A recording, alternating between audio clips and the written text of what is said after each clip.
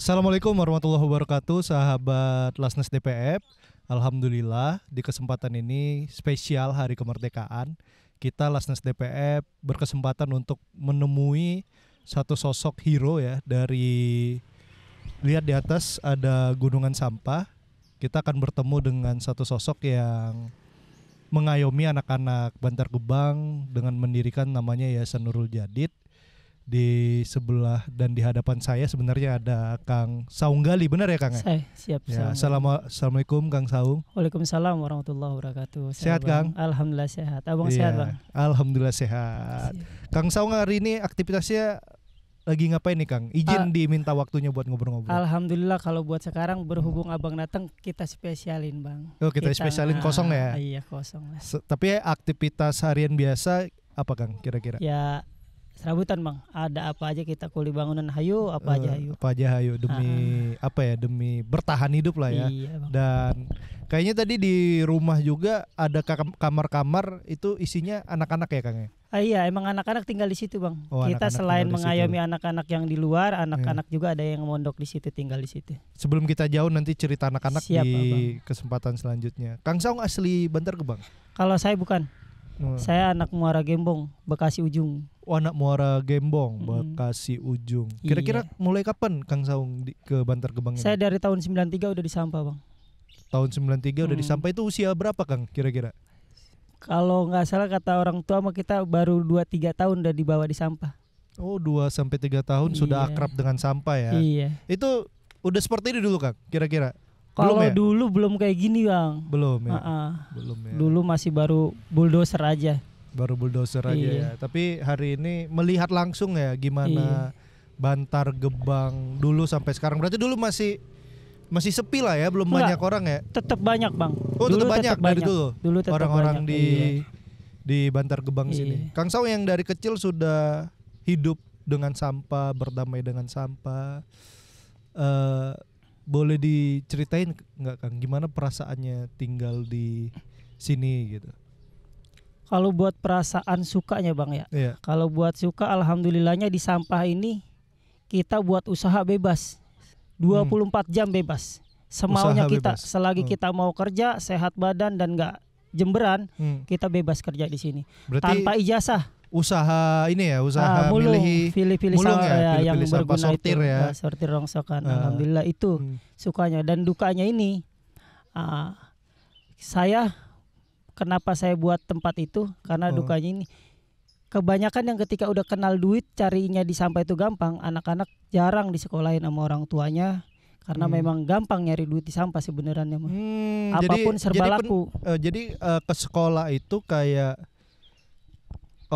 orang kan berpikirnya sekolah itu untuk nanti besar bisa kerja baik, bisa dapat uang. Tapi di sini karena memang cari uang itu gampang, jadi sekolah tuh agak disepelein ya Kang ya, gitu ya. Ya begitu kira-kira ya karena memang apa ya tergadang orang-orang sini juga untuk pengurusannya susah apa bagaimana jadi udah mutusin jarang sekolah. Jadi kepengurusannya itu susah artinya karena Ya banyak sebenarnya orang-orang bukan pendatang susah ke sih, sini ya, sebenarnya Kang ya? bukan susah karena nggak ngertinya orang-orang kita di sini, Apalagi saudara-saudara saya di sini. Kalau sekarang justru relatif lebih mudah ya Kang. Sebenarnya Kalau dulu mungkin kayak urus administrasi KTP itu mungkin sulit ya karena memang pendatang kan yang di sini ya. Jadi itu ya suka dukanya ya Kang ya. Iya. Sebenarnya ngerasa gimana ya Kang ya? Hidup kayak biasa-biasa aja sebenarnya di tengah-tengah sampah. Kalau kita kan orang dari luar ini kan pasti ngerasa kayak 10 menit atau 15 menit di sini aja udah limbung nih Kang. Bahasanya limbung tuh udah ampun-ampun dah. Kalau Kang Saung yang 24 jam di sini udah biasa banget di sini khususnya saya punya saudara semua di sini. Justru kalau nggak ketemu sampah malah limbung lagi bebaliknya. Kebalikannya. Usahanya apa kita? Karena memang usaha yang paling mudah ini. Jadi kalau nggak ketemu sampah malah kita bingung dah. Kalau nggak ketemu sampah kita bingung mau usaha apa lagi. Jadi memang di sini benar-benar mengkonversi sampah yang datangnya dari mana-mana itu menjadi uang ya Kang ya. Iya. Jelas apapun laku di sini. Apapun laku. Dari tahun ke tahun gimana Kang pendapatan? Kalau Di sini pendapatan Kang mah terkait mulung, apakah mengalami penurunan atau Kalau Atau- masalah penurunan tergantung di atas ya Bang, karena kan ketika dolar naik terus barang-barang kadang turun, apa bagaimana nggak paham. punya ini juga, punya apa ya? Punya hubungan juga dengan dolar naik turun segala macam. Ada jelas. Ada kaitannya ya? Karena memang ini kan yang dipegang kalau buat di pusat-pusat ini kan emang orang-orang petinggi kan, karena barang-barang ini kayak barang ini kan diolah buat jadi barang seperti itu lagi kan, kayak plastik bisa Iya. jadi emberan atau bagaimana. Nah itu harga turun naik. Apalagi kalau udah menjelang Ramadan mau Lebaran itu tutup. Nah kita yang di sini kelabakan, duit kemana nyarinya? Sedangkan waktu yang senang-senang kan kita harusnya Lebaran tuh banyak duit atau bagaimana, terus barang tuh gampang kita jual. Justru malah sulit di sini Bang. Oh, jadi Karena pabrik pada tutup. Oh, jadi situasi di Lebaran itu justru kita kesulitan di situ. ya. Kalau nggak ada bos yang bertanggung jawab yang nampung kita ini barang-barang kita. Dan bukan terkadang, memang ketika ada pun nerimanya malah murah jadinya. Karena memang jarang itu ya. Iya, karena memang di pusatnya tuh udah tutup. Saat suplainya tinggi tapi yang penerimanya rendah, jadi lumayan murah ya. Kang, Iya. ini kita mau 17-an Kang. Siap Bang. Merasa merdeka nggak Kang hidup di tengah sampah gini Kang? Kalau buat cerita, Nah, kita nggak ngerasa merdeka ya? nggak ngerasa merdeka. Kenapa Kang? Kayaknya belum ngerasa merdeka itu, kira-kira apa yang membuat itu berasa Kang di sini? Mengalami ketidakadilan kah atau bagaimana gitu Kang? Kalau mengalami ketidakadilan mungkin enggak ya, karena gini lah, berapa juta, saya nggak paham berapa juta orang di Indonesia, sedangkan pemimpin ini kan dikit gitu. Iya. Jadi mungkin kita belum kena aja sama beliau. Sebenarnya dia adil, cuma pada intinya kita memang belum kepegang sama beliau, entah kapan. Intinya gitu aja. Saya dari tahun 93, entah kapan pemerintah megang kita. Itu doang. Ngelihat kita. Tapi dukungan pemerintah sejauh ini kan baik-baik aja Kang ya. Dukungan pemerintah ada ya, Kang? dari perihal apa gitu? Dari perihal pendidikan, misalnya Kalau pendidikan sekolah-sekolah, mah pemerintah udah kasih fasilitas. sekolah-sekolah Karena terdekat di sini ada ya. Ada, saking kitanya, orang tua kitanya, ya bahasanya. Makanya dengan adanya, ya maaf gitu, saya juga, ayo kita berjuang. Nih mengarahkan ibu-ibu di sini, bapak-bapak di sini yang punya anak, ayo ngaji, ayo sekolah, ayo belajar. Walaupun nggak sekolah, ayo les, karena saya kasih fasilitas les di situ Sabtu dengan Selasa. Itu ya, nanti mungkin. kita akan cerita tentang Bang. Nurul Jadid itu. Berarti kalau untuk pendidikan justru secara infrastruktur sudah sangat. Tapi berarti pemerintah. kayaknya Kang Saung ini butuh dibantu untuk bagaimana menyadarkan orang tua di sekitar bahwa penting pendidikan itu yang masih. Nah kalau itu memang sudah Bang, cuma dan nggak akan bisa. Kenapa nggak akan bisa nih? Nggak akan bisa nih. Ini sebenarnya PR Bang. Seharusnya kan bisa aja, dan nggak akan bisa Bang. Karena ekonomi. Tolong apa kepentingan, kebutuhan masyarakat di sini, tolong, maksud saya. Ditanya satu-satu. Berarti yang ketidakadilan itu soal ekonomi ya, belum terlalu berpihak ya Kang ya. Walaupun gampang cari uang ya dari sampah, tapi ya gampang isi kagak tapi tidak Bang. dihargai dengan tepat ya, seperti itu ya. Gampangnya ini katakan ya bahasanya cuma duit 20.000 mah kita hasilkan, berarti gampang kan gitu. Kalau di kampung kita kalau nggak ada ya susah mau kayak gimana kan gitu. Itu yang disebut gampang, bukan berarti di sini banyak banget duit, enggak. Cuma memang kalau buat mau usaha, selagi dia mau punya tenaga, punya kerja dan segala macam. Kotor-kotoran, gajian di sini pusatnya duit. Dan kita insya Allah mulia karena nggak mengemis gitu, nggak minta-minta.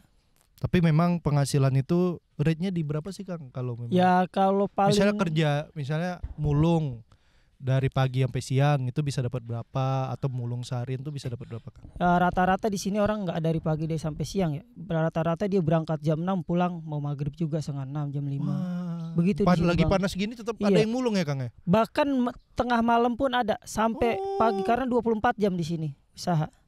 Aman ya berarti ya Kang? Aman di sini. Nggak ada begal lah di sini ya? Nggak ada, malah begal yang takut kayaknya. Begal yang takut ya, nggak ada begal ya. Nggak ada. Jadi memang itu tadi ya. Kalau penghasilan di sini nggak gede sih Bang. Mau dia mati-matian usaha kayak di sini, bahasa kotor-kotoran kayak tadi kita lihat ada si Aba apa bagaimana, paling penghasilan 60.000 kan begitu. Apalagi barang kayak gini sekarang, apalagi ngikutin bos, usahanya di pembuangan begini nih, borong-borongan, nggak bakal gede. Kalau gede Abah udah kaya dong tadi. Iya ya, tadi kan? ada Abah tuh di belakang. Tuh. Di belakang. Ya. Dan itu Abah juga lumayan lama, udah 13 tahunan di sini bagaimana. Ya itu. Ya cuma gampang kita usaha. Ketika nggak punya duit masih bisa kasbon sama bos gitu doang di sini. Tapi kalau buat penghasilan sekian juta atau saya enggak. Enggak ya. Apalagi kalau kita udah sakit, udah bingung dah. Karena usaha hari ini buat makan hari ini. Tapi nggak ke cover BPJS gitu kan? Sebenarnya ke cover, Bang. Apalagi sekarang ada segala IPI, Ikatan Pemulung Indonesia mengeluarkan BPJS ini. Sudah itu sudah ini ya, iya. Sudah terakomodir dengan baik ya. Sebenarnya udah. Cuma tapi berhubung realitanya? Realitanya nggak tuh, jarang turun gitu sampai ke lapangan. Karena memang mungkin bawah-bawahan. Kalau pusat mengarahkan semua juga, pemerintah pusat itu mengarahkan. Nggak ada yang nggak mengarahkan. Tapi masih ada nggak Kang warga di sini yang sakit nggak bisa berobat? Banyak ya kejadian seperti itu. Ya. Itu tadi yang memang mungkin yang membuat Kang Saung merasa Kang Saung mewakili masyarakat di sini ngerasa belum merdeka ya barangkali. Nah itu. Terus di sini kan ada BLT Bang, bantuan langsung tunai cuma dari Pemda, Pemkot DKI per 3 bulan sekali ya.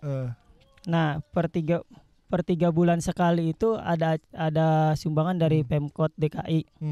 Nah itu buat yang punya kakak KTP wilayah sini. Bekasi. Iya. Pemkot Bekasi. Enggak, wilayah sini. Tapi sedangkan yang terdampak lebih kan orang-orang yang pemulung sini pendatang. Sebenarnya mah kalau masalah gue orang sini, gue terdampak. Kalau lu kan orang mana mah emang usaha. Sedangkan orang sini juga kan usahanya dari sampah. Kalau mau kita disama dengan kan gitu. Jadi ada gap itu ya Kang ya. Iya minimal kalau saya punya mau kali pendatang di data ya seenggaknya sama ya kasihlah berapa kan gitu. Mungkin di situ ada bantuan juga kali kan ya. Yang nggak paham dah yang namanya beliau pemimpin. Iya dia yang ini ya. Karena memang urusan administrasi itu nomor 1 ya Kang. Iya siap. Baik, terima kasih Kang. Ada yang mau disampaikan di refleksi kemerdekaan kita ini Kang? Kira-kira ke masyarakat lah, untuk mungkin masyarakat yang belum tahu kehidupan di Bantar Gebang, mungkin apa yang perlu Kang Saung sampaikan untuk masyarakat. Siap Bang, bismillah. Saya Saung Galing dari Bantar Gebang.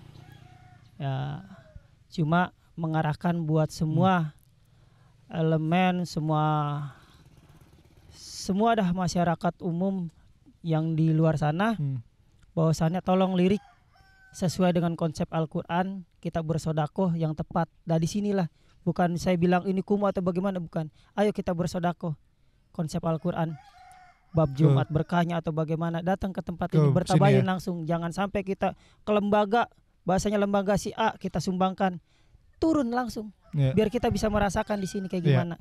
Ayo kita bareng-bareng bantu, karena ini saudara kita. Lihat apartemennya kayak gimana ya kan. Apartemen. Iya, kebakar aja nggak ada abunya kan, bahasa begitu. Ayo pasti. Tolong kita bareng-bareng ke sini. Kita main rasa, main hati, segala-gala. Tolong dibantu, kita punya saudara, karena ini saudara kita, tanggung jawab kita. Dan dia punya anak, itu bukan anak dia, anak kita juga, tanggung jawab kita. Maksud saya kayak gitu, kita bareng-bareng dah bersinergi. Amin, insyaallah. Nanti Yayasan Nurul Jadid ya Kang. Dengan Lasnas DPF akan terus berdampingan lah seperti kegiatan kemarin. Amin. Baik, tadi obrolan kita mengenai merdeka di Bantar Gebang. Lihat di sana ada pegunungan sampah teman-teman, dan bersama seseorang yang sudah hidup dari sampah dari usia 2-3 tahun, Kang Saung Gali. Semoga kita bisa mendapatkan manfaat dari cerita ini. Dan bisa tergerak hati kita untuk berkunjung ke sini, temui nih Kang Saung Gali. Kalau minta ditemenin ini bisa nanti saya temani juga untuk berkunjung ke sini ya Kang ya. Siap Bang. Agar untuk untuk kita bisa sama-sama menyalurkan kepedulian yang sebenarnya bisa dirasakan langsung oleh abah, oleh ibu-ibu yang merupakan pemulung di Bantar Gebang ini. Sekian dari kita podcast Lasnas DPF. Assalamualaikum warahmatullahi wabarakatuh.